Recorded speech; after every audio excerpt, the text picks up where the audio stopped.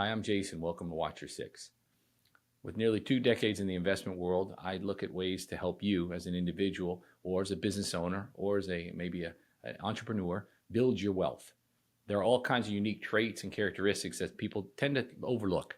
And those things are things that people implement on a regular basis to be truly successful. So my hope is through the podcast, we'll give you some guidance, some insight, and we'll also help you understand the ways you can enhance your wealth, but avoid some of the pitfalls. You see, a lot of times they're self-inflicted, and people don't realize there are all kinds of variables that go into being successful.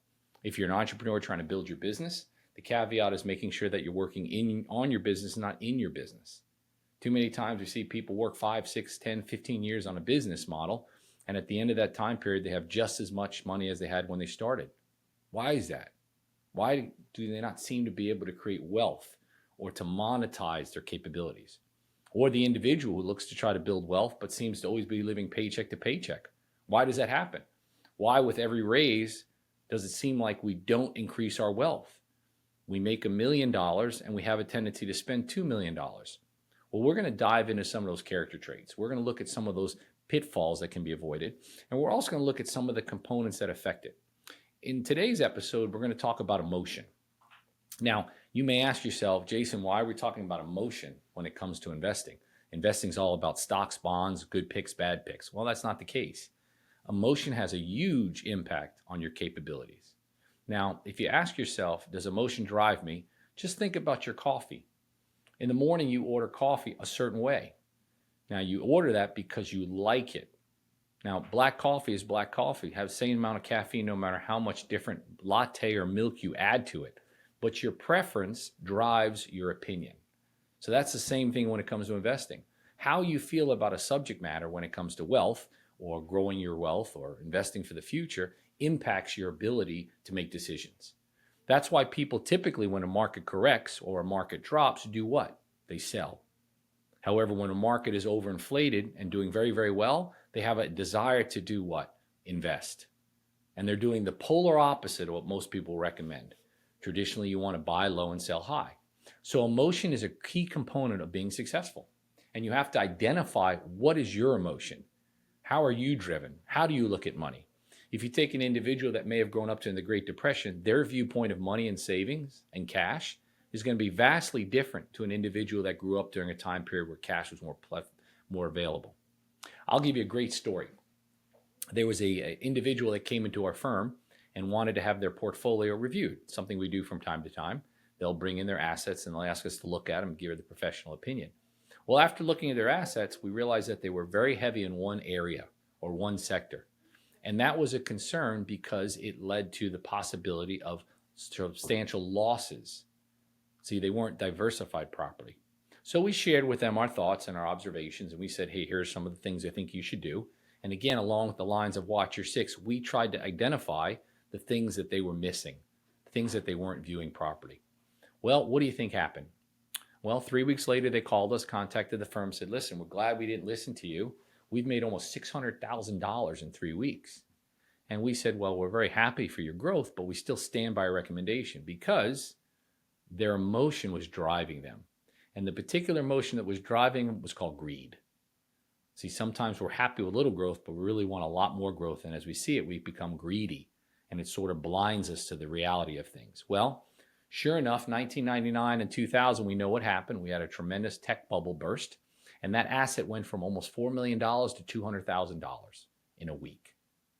Now, you can imagine their devastation and the fact that they never recovered from that. But was it the decision of making a bad investment or was it their emotion? You see, they didn't use logic. They didn't listen to the fundamentals of investing. They didn't listen to the guidance from their team. What did they do? They allowed their emotion to drive their policy. The same can be said for someone who leaves money in a bank account and says, you know what, it's really safe. I'm just going to leave my cash here. I'm really worried about the market. I don't know what to do. Well, see, that's an emotional decision. Now, we'll traditionally recommend to clients, don't have more than 6 months of cash sitting in a bank account because we want to make sure that there's always money there to pay bills in the inevitable emergency. God forbid you lose your job or there's a loss of revenue. But if you're taking money to invest and you think, well, it's better and safer to save in the bank account, that's an emotional decision. Because here's the fundamentals of that. If assets sit in a bank account and do nothing, they're being eaten up or whittled down by inflation every day. Now, if you don't think that's the case, ask yourself, how much did your dollar buy 3 years ago versus today? How much is milk? How much are eggs? So if that money sat in your bank account and you saw no technical loss, meaning your portfolio or your cash was the same amount, did you actually have no loss? No. You may have lost 10, 15, 20% over 3 years. But again, your emotion drives your investments. So your emotion overrides your logic. And that's why you need to have a team of individuals that are helping you. So it's critical that before you start to invest, before you drive yourself to build a business, before you try to develop that next new innovation, look at the emotional characteristics or traits that impact you and consider those as a viable solution that needs to be addressed. So in our podcast, we're going to go into a little bit of some of the emotional handicaps or things that impact individuals on a regular basis and try to make sure you identify those and then help you to turn those around, to limit the unforced errors, and to mitigate your own defensive measures that actually impact your ability to succeed. So we talked in the previous part of our podcast about emotion and how emotion impacts our ability to invest. And it actually works against our logic.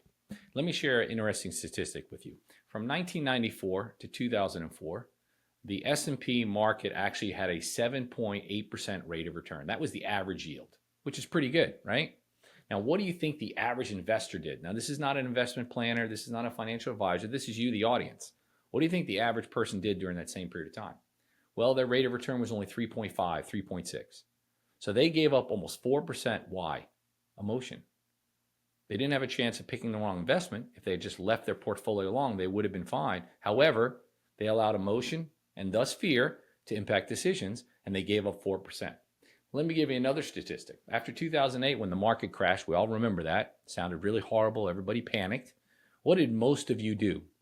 Well, you liquidated your investments. Why? You got nervous. You said, you know what? I can't afford any more losses. Well, let me give you another piece of information. Do you realize that if you had invested in '08 or left your money alone in '08, let's say you were in the MSCI or the S&P or the Dow, one of those indices, today, we're talking almost 15 years, not that long, 15 years ago, but today your portfolio would be 400% larger. Now, what was the decision factor? It was your emotion.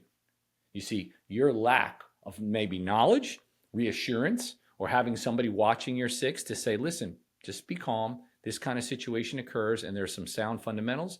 We're driving your decisions. And unwisely, we made the wrong choice. So now we fast forward and we say, well, I don't like to invest in the market because in '08 I lost. Well, was it the market's fault or was it our emotion?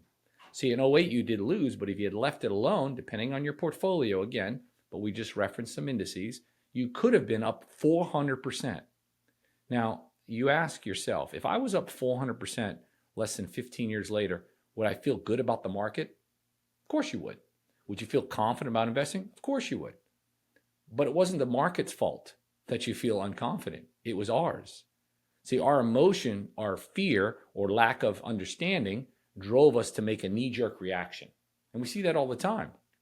Same thing applies with investing in a good market. When the market is very frothy or very inflated, or we hear a lot of positive news, what do? We jump in.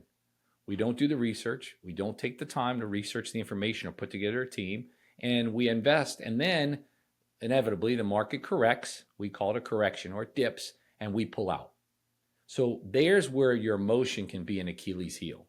You have to make sure that when you invest or when you try to build that next great endeavor, that you have a sound blueprint, a sound strategy, something in place that you can utilize as a reference point or a sounding mechanism to avoid your own pitfalls. Now, the flip side can be said when it comes to emotion is greed. Why do you think there are so many get-rich schemes or algorithms or resources in the TV world or the internet that help you circumvent the inevitable? This is what's going to make you 200% overnight. Well, it's because they know the power of greed. Once you've tasted a little success, you have a propensity to do what?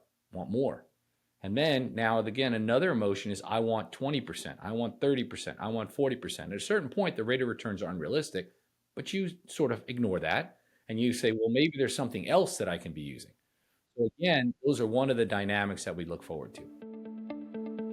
Hi, welcome back to Watcher 6. So we're going to go back to the phones. We've got some people calling in. We've got Jamie calling in. We look forward to talking to Jamie. Jamie, what's your question? So I've been trying to get my finances in order for a while now, and I just really wanted to know what I should address first, whether that be my savings or my retirement funds. That's a great question. So that's a question that's very common, and there's a lot of basic fundamentals. But to see, the problem is most people don't know which to address.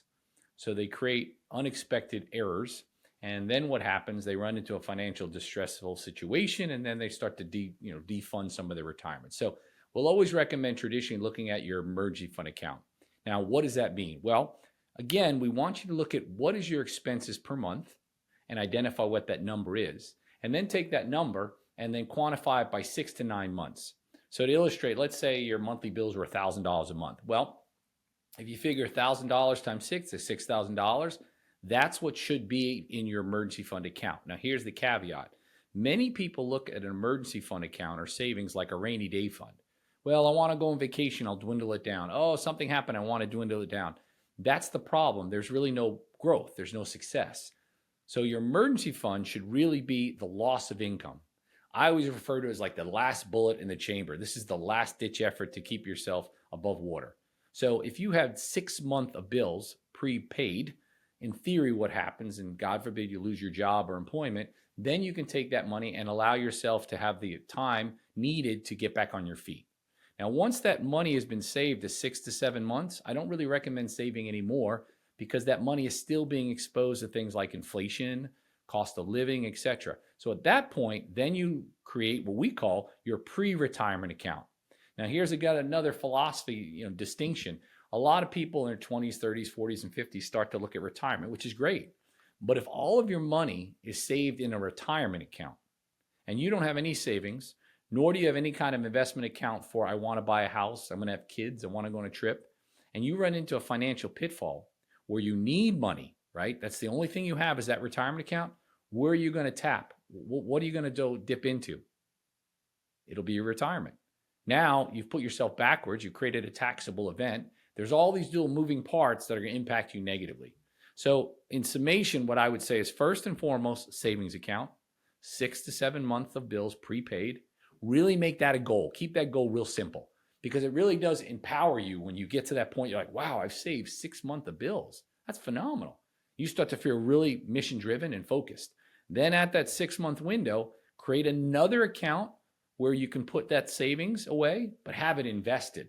Now what you're doing is you're getting your money to work for you. Think about it. Every dollar you make, if you can add 20 to 30 cents without having to clock in or while having to get out of bed, that's a win. So that's what that second account would be for. And then once those two accounts are really starting to be funded properly, you can also institute the retirement account. Now on the retirement account side, traditionally we recommend, most do, 10 to 15% of your salary should be dedicated for retirement.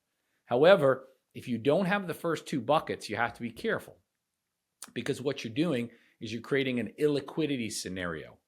And we saw that happen with the real estate bubble. When the real estate bubble popped, we saw situations where people had a lot of houses but no cash. So that's what I would recommend. Did that make sense or did it help you? Yes, that was actually very helpful. Thank you so much. Thank you, Jamie, for calling in. Hope you enjoy the show. Thank you. So when we talked about, Jamie had a really good question, where do we prioritize our savings? That is a key component that we run into a lot because people really don't understand how to portion their money, how to sit there and delegate those funds to different areas. You really have three aspects of your life that you're concerned with, right? First aspect is immediate. Car breaks down, house roof has a leak, want to have a scenario where something happened to my job, I didn't get the hours I want. That would call that an emergency scenario, right? We need money now. But the second one is probably the most critical bucket that people forget about, and we call that the pre-retirement bucket. We use that term because if you're saving for your future, that's wonderful. But are you going to have things you want to do before you're 60? Of course. Are you going to want to have aspirations? Maybe you're trying to build a business. Maybe you're trying to build another property. Maybe you're trying to fund your education for your children. Maybe you want to go on vacation, that one-time vacation you never got to do. Those are all things that you're going to want to do, and your savings account is not designed for that. You need to have a secondary resource, and that resource needs to be making revenue. Why do I say that? Well, that revenue that you make actually helps you increase the capabilities that we described. So instead of a little vacation, maybe we want a larger vacation. Instead of one vacation, maybe two. Maybe one house, we have two houses. Our debt, let's say I have a debt, for example, and I want to pay down a debt. Well, let me give you a great scenario. Let's say your mortgage rate is 6% or 5%. That's what your mortgage on your property is. Well, natural logic might say, let me just take my money and keep paying it down and get it zeroed out. Well, that could work. But another alternative strategy, and again, we recommend you sit with your financial planner or professional before you do it, but think about it this way. What if your money was making 15% and your mortgage rate was 6%? Would you take money out of something making 15 to pay something that owes you 6%? Of course not. Because your net rate of return is what? Substantially larger, right?